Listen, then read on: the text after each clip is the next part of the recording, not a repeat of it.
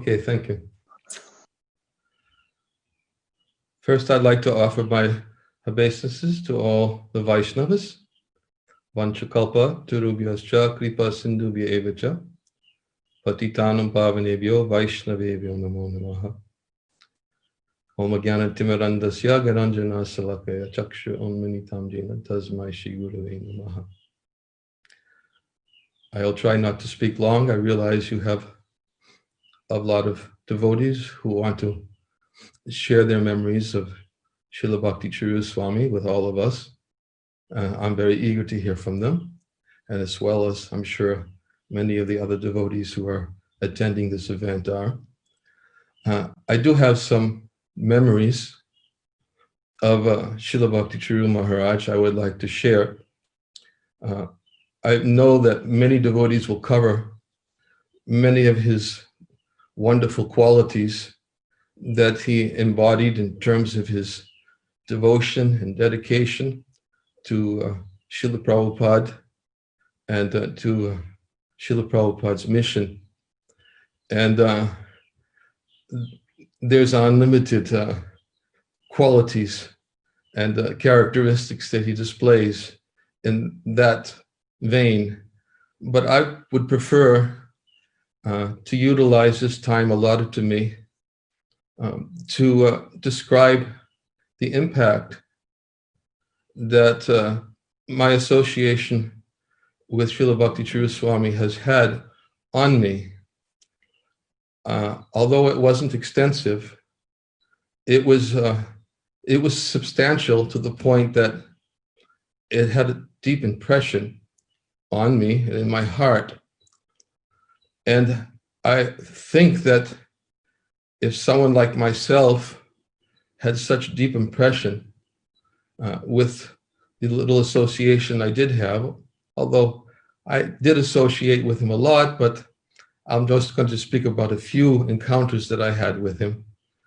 I can just imagine disciples, God brothers, humanity, how they were impacted by their association with Bhakti Charu Maharaj. The one characteristic that stands out in my mind the most is his attentiveness to details. There's an expression I oftentimes think of, that love is in the details. It's oftentimes used in many different circles.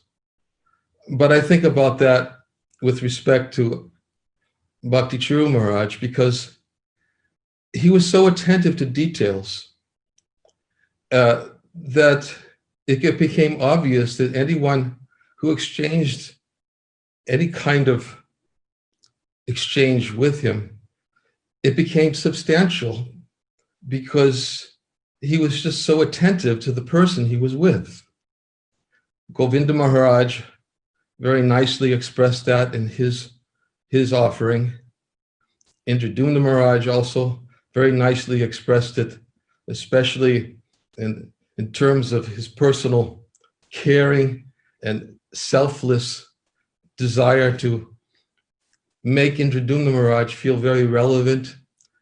I believe that's what I've experienced in Srila Bhakti Charu Maharaj's association, is that in his association, I just felt very relevant. And he made you feel that way. And I'll cite a few examples of that, but because of that quality in him, it oftentimes makes me think of the verse of the Bhagavatam, Svasyastru Vishvasya Kalapasidatam, where Prahlad Maharaj describes that there be good fortune throughout the whole universe, and may all envious persons become pacified, may all living entities become calm by practicing bhakti yoga, because by accepting devotional service, they will think of others' welfare. I think about that when I think of Bhakti Charu Maharaj, that here is a person who is so much embodied devotion to Prabhupada, devotion to Krishna, devotion in everything that he did, that he could think genuinely of my welfare, although I didn't really in any way warrant such attention from him, but he gave it to me. Even so far as even to treating me like a senior. He would oftentimes say that he would approach me and say, you are my senior. And I would say, Maharaj, come on, please be serious. I may be joined a few years before you, but in all respects, and you're my senior in your behavior, your dedication, your qualities, your consciousness. But still, in fact, yesterday I needed some succor. I was really suffering by remembering Bhakti Charu Maharaj's example. And I called Radhanath Maharaj. We were on the phone for 2 hours yesterday, he was massaging my heart. And he was telling me that he had the same experience with Bhakti Charu Maharaj. Bhakti Charu Maharaj would treat him as superior. And he said the only way he could balance it out is he always treated Bhakti Charu Maharaj like his guru. And somehow things balanced. He said by that kind of exchange. But that was one thing that I remember in my exchanges with Bhakti Charu Maharaj. And there are many things I can say, and as I said, of these personal exchanges, and I hope by expressing these personal exchanges above his role in our ISKCON society, it can impress upon the devotees who had his personal association to take those jewels of that attention he would give to everyone and let those jewels carry you in your devotional service here in this world and beyond, because those jewels are actually such a valuable, substantial experience that they're capable of carrying, as I know they have carried me. So, of course, I could speak about his details, love in the details, and the way he was always very attentive in his distribution of prasadam. Because I've known Bhakti Charu Maharaj for many years, he would always invite me to come and take prasadam. One of the things he loved to do was to host his god brothers and to serve them. But not always could I relish. Sometimes it was quite heavy, and because he knew my digestion issues, he would always be conscientious to make sure, not always, but a lot of the time, to make sure there was something there that I could digest. And one example of his attentiveness to details. Another example, which really had a very deep impression on me, was when I went to the installation and the opening of the Ujjain temple. And I went there along with many god brothers. I wanted to be there and to give my support to Bhakti Charu Maharaj and for his sincere efforts that he made to establish that temple and to install the worship of Shri Mada Mohan. I believe it was in 2006. And one thing that stands out in my mind so much, and I'll never forget it, is that I was sitting in the temple room, the installation was about to take place, and Bhakti Charu Maharaj came up to me, of all people, and said, Maharaj, will you take part in the installation and please bathe Srimati Radharani and take part of this installation ceremony? And I said, I was shocked, Maharaj, there's so many other senior devotees here, more qualified. And maybe you might think of somebody else you might like to do. And he said, just like what Niranjana Maharaj said, no, I want you to do it. Will you do it? And how can you refuse? So it was a very profound experience for me, that opportunity to take part in that installation, his humble, simple and assertive request that he wanted me to do it. And I just remember taking part. I'll never forget, Govinda Maharaj was leading the most wonderful kirtan, Jai Radha Madhava. I was taking the essential oils and I was rubbing them at Srimati Radharani, and my services were I just felt so relevant. Although I know that I'm not so relevant, but he just had a way of making you feel relevant. And there's much more I could say about that event, but I know my time is limited. I would like to say one other experience I had about Bhakti Charu Maharaj and how he was attentive to details and made me feel very relevant. This was very recently.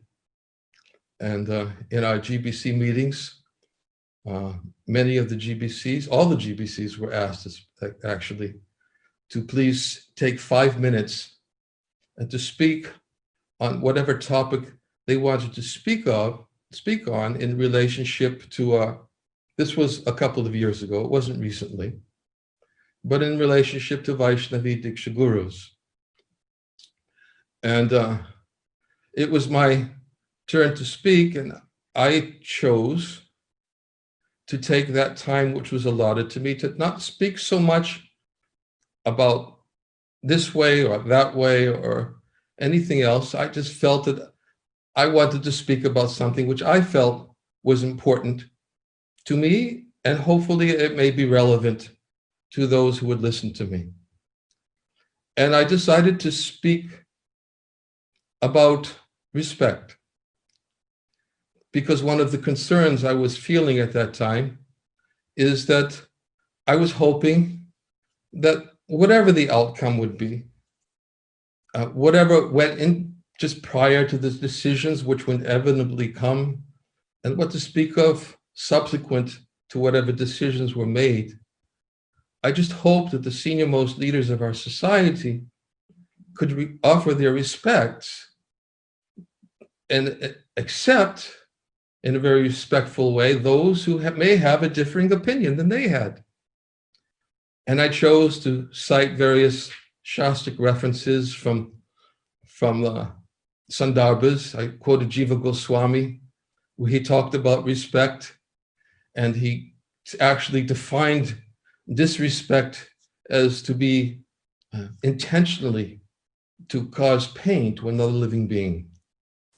And I gave that as an example. I gave other examples. I don't want to give all the examples because if I did, it would be 5 minutes, which is what I took. And then I ended my talk pretty much on that basis. And then we moved on to the next person to speak. And although I'm not saying this in any kind of judgmental way, that others, I'm sure, had a lot of important things on their mind. But the one person who came up to me and took my hand and embraced me and said to me, "Thank you so much, Maharaj, for speaking about such an important topic." He was the only one, and I'm sure others had felt it was important, but he went out of his way to make me feel relevant. That's Bhakti Charu Maharaj in all respects, in his dealings with everyone. And how can you not love, and how can you not miss the association of such a Vaishnava with such a heart? It is a terrible loss to the world and to our society.